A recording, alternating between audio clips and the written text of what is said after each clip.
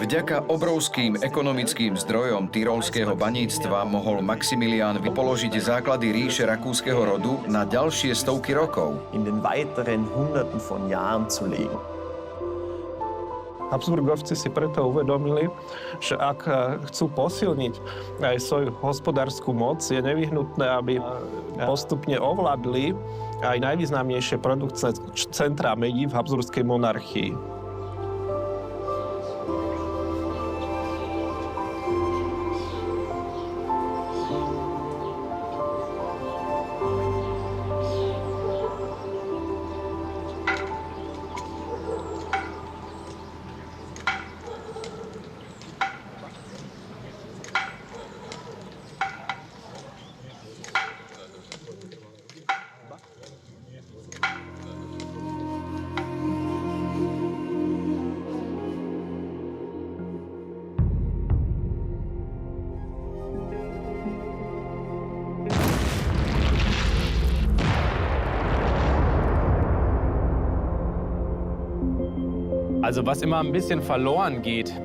Čo sa v tejto diskusii vždy tak trochu stráca, je to, že táto produkcia, tieto neuveriteľné množstvá mali vplyv aj na rozvoj industrializácie v Európe ako celku.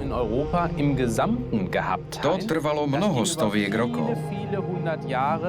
Do západnej Afriky sa vyviezlo loďami obrovské množstvo materiálu.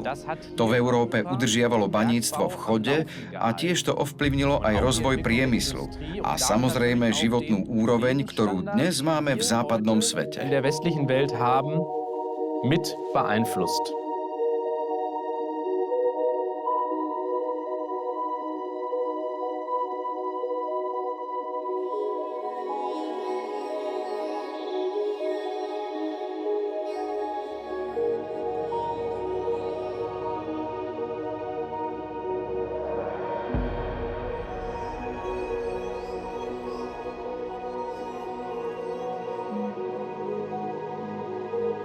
Rakúsku sa teda podarilo etablovať ako mocnosti s prístupom k úverom.